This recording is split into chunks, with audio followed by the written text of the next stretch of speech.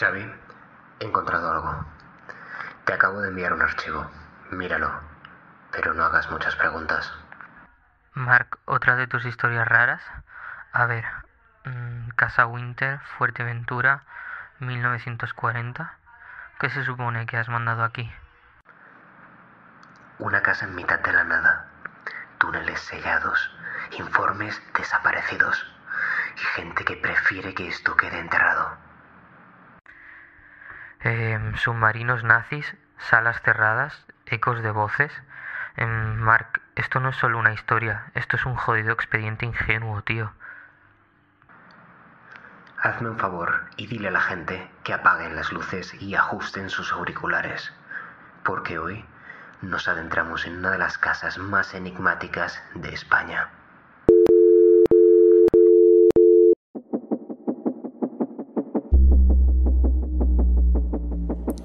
Todos guardamos secretos. Algunos prefieren quedarse enterrados, pero aquí los desenterramos uno a uno. Expediente ingenuo. Casa Winter, Fuerteventura, 1940. Un lugar construido para el silencio, pero en este caso, el silencio oculta demasiado ruido.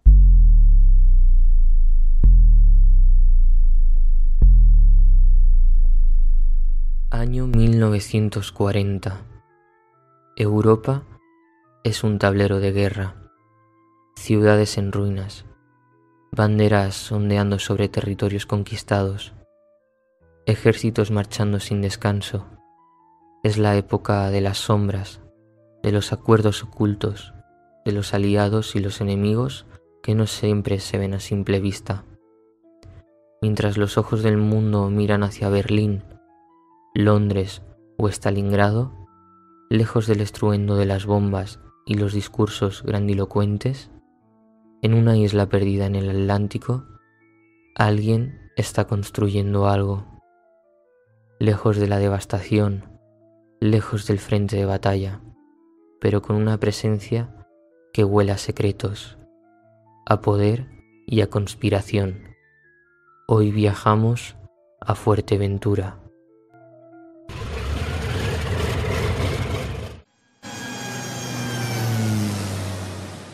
Isla azotada por los vientos, con un paisaje árido y desolado, un lugar que parece estar fuera del tiempo, y en su extremo sur, en la península de Jandía, una casa se alza en el misterio, la Casa Winter. Un refugio, una base secreta, un punto de tránsito para los que intentaban huir de una guerra que estaba a punto de desmoronarse sobre sus cabezas. ¿Qué secretos se ocultan entre sus muros? Hoy, en Expediente Ingenuo, nos adentramos en uno de los mayores enigmas de Canarias.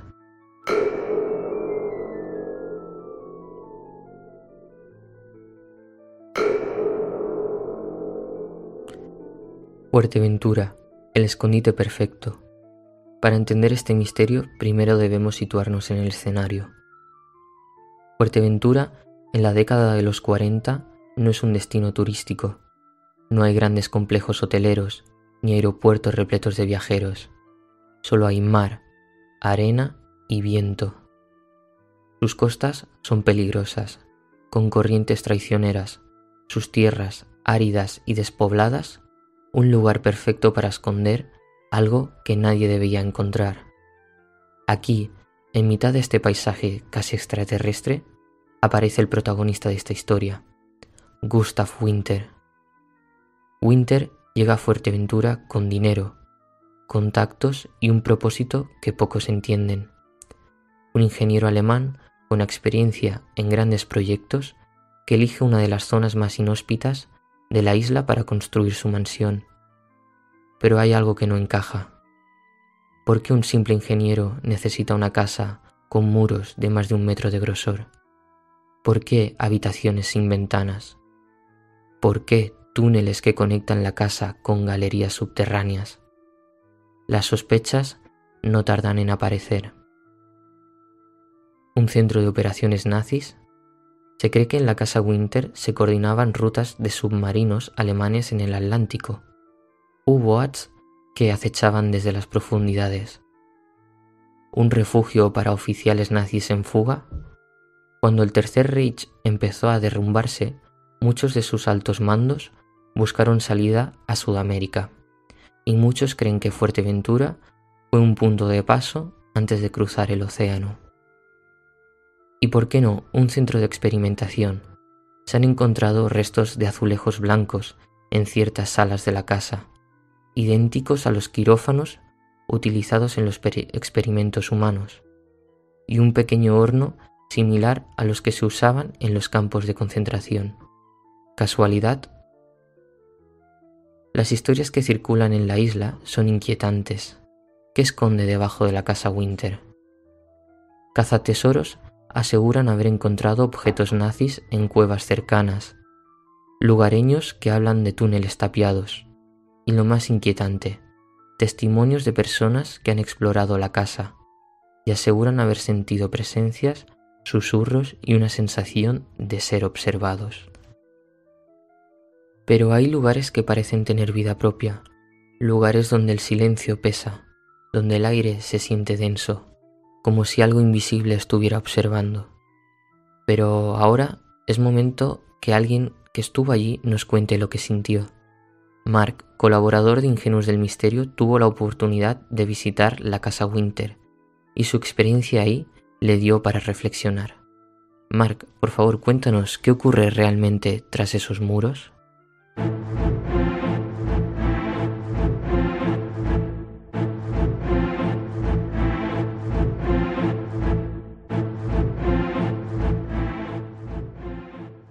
Buenas, Xavi.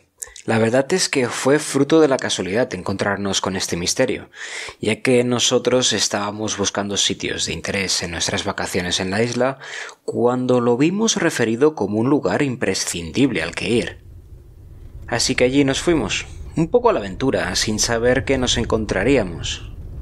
Lo primero que nos sorprendió es que estuviera a más de 1 hora en coche por caminos de tierra del pueblo más cercano. Lo cierto es que sí que hay un pueblecito muy pequeño llamado Cofete que está justo al lado, pero apenas tiene 25 habitantes y no es lo que llamaríamos un pueblo al uso.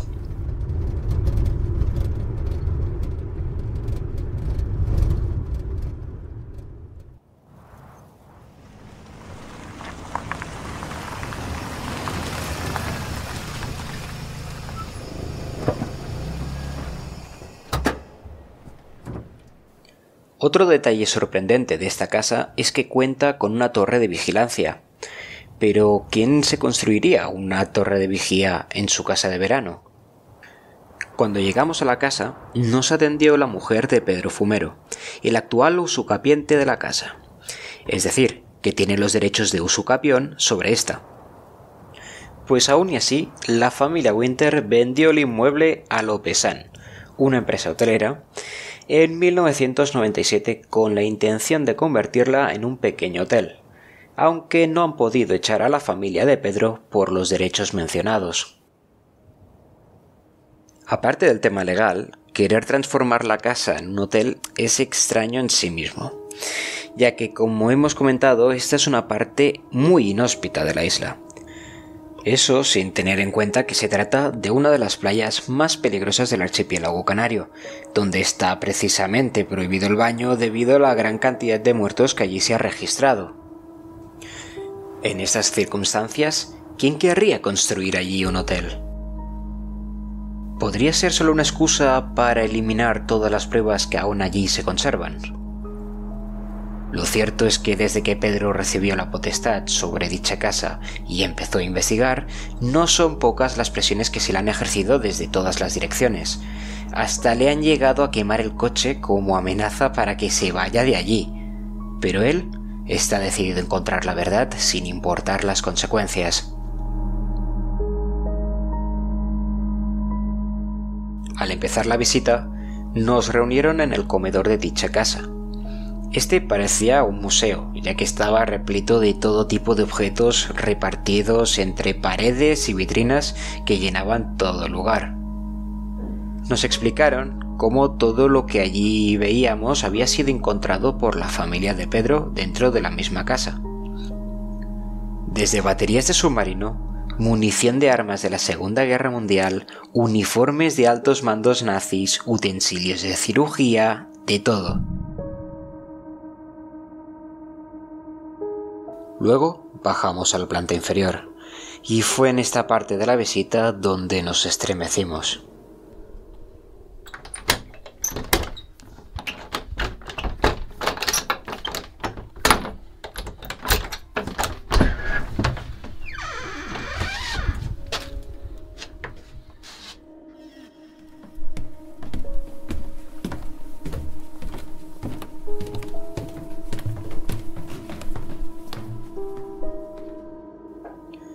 Primero vimos una sala recubierta de azulejos con algo parecido a una camilla de autopsias y un pequeño horno crematorio idéntica a las presentes en las instalaciones nazis de la época.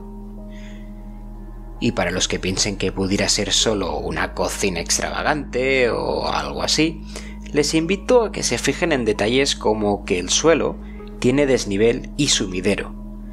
Por cierto, en el que se encontraron restos humanos como trozos de piel y grandes cantidades de pelo. Algo, yo creo que no muy normal para una cocina, pero bastante para un quirófano. Además, el diseño del horno es para temperaturas superiores a 350 grados. Vamos, que más que gratinarse, allí la lasaña se te carboniza. Pues si dicha sala ya transmitía intranquilidad, el camino hacia la segunda sala no se quedó corto. Andábamos por pasillos oscuros, fruto de las paredes de hasta 1,90 m de ancho, de hormigón armado y estrechas ventanas que más que seguro te hacían sentir claustrofobia. Luego, cada sala que veíamos te ponía los pelos de punta más que la anterior. Una era idéntica a una sala de torturas de Auschwitz, estrecha, oscura y con el techo abovedado con un único y enano respiradero en el techo. Y lo más escalofriante, con esposas e impactos de bala en la pared del fondo. La siguiente sala podría parecer la más normal de todas. Sin embargo, se puede apreciar como una puerta a otra sala aledaña ha sido completamente tapiada con hormigón. Pero esta no es la única puerta que ha sido tapiada en la casa. Hay otras partes que también fueron cerrados por la familia Winter antes de abandonarla, pero que sabemos que están allí porque aparecen en fotos históricas. Algunas de ellas, además, resultan bastante evidentes, ya que, por ejemplo, hay pasillos de más de 10 metros de largo que acaban abruptamente y sin ninguna puerta por el camino, montacargas que llevan a un piso inferior al cual no se puede acceder por ningún lado, en fin, muchas cosas que no nos cuadran. Según nos cuenta Pedro, esto iría incluso mucho más allá. En el patio interior de la casa dice haber encontrado una entrada con rampa que conduciría a las profundidades de lo que presuntamente serían unas amplias galerías donde habrían incluso 2 submarinos.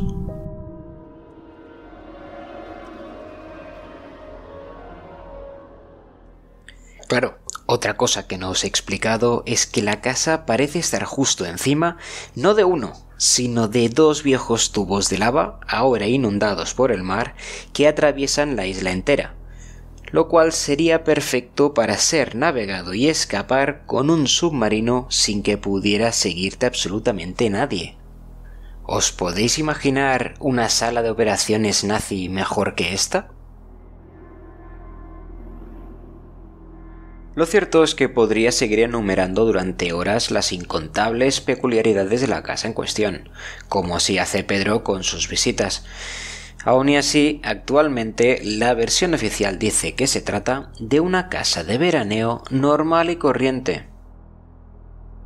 A ver, yo no tengo ninguna, pero de tenerla no creo que la mía tuviera muros de casi 2 metros de grosor, una torre de vigilancia, una pista de aterrizaje, un helipuerto, un quirófano, una sala de torturas...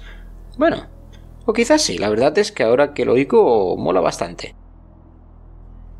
El caso es que Pedro tiene prohibido, bajo pena de multas millonarias, abrir cualquiera de los pasillos, habitaciones o galerías bajo la excusa de que la casa está ubicada en un parque natural protegido. Llegados a este punto, creo que la pregunta sería la siguiente: ¿por qué tanto esfuerzo en ocultarlo? Pues según el propio Pedro, resulta que si se admitiera como cierta esta historia, habría que cambiar el lugar que tuvo España en la Segunda Guerra Mundial, pasando de ser neutral a aliada del régimen alemán. Y diréis, ¿qué más dará admitir casi 70 años más tarde lo que ocurrió entonces? Pues lo cierto es que se destaparían muchos secretos que arrastrarían a gran parte de las élites actuales, familias, empresas e instituciones enteras, a las cuales se les pedirían responsabilidades de todo aquello que entonces pasó. Yo no puedo asegurar la veracidad de todos estos datos, pero lo que sí puedo decir es que la experiencia de visitar dicha casa te deja completamente traspuesto. Desde la sensación de inquietud al transitar aquellos oscuros pasillos, hasta el desasosiego de saber que no quieren que se destape la verdad.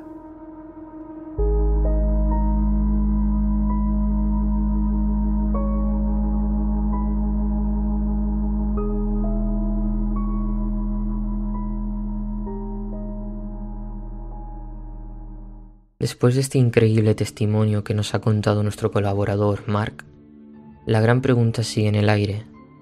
¿Fue la Casa Winter un simple hogar de retiro o el epicentro de una red secreta? Pese a que sigue en pie, inamovible, sus muros han resistido el tiempo, pero también han enterrado sus secretos. Dicen que las casas no tienen memoria, pero si eso es cierto, ¿cómo explicamos la inquietud que sienten quienes cruzan sus puertas? ¿Es solo el peso de la historia o hay algo más que no vemos, pero que nos observa desde las sombras? Las versiones oficiales han tratado de cerrar este caso con un simple "no hay nada extraño aquí". Pero, ¿qué nos queda cuando las respuestas nunca llegan? Nos quedan las voces, las de quienes han estado allí, quienes han sentido el aire pesado en sus pasillos, quienes han escuchado murmullos en habitaciones vacías.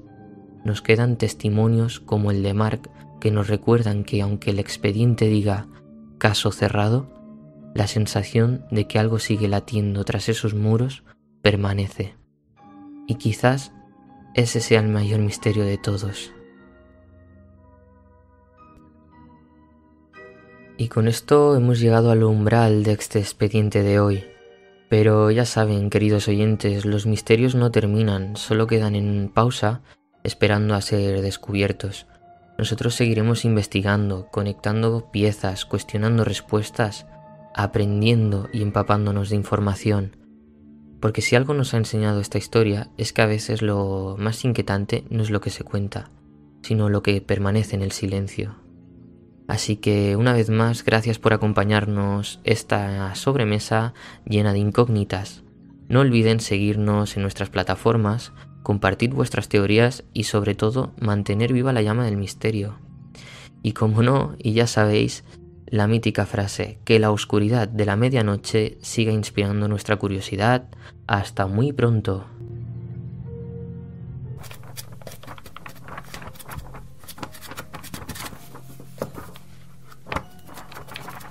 Expediente Ingenuo, Casa Winter, Fuerteventura, 1940.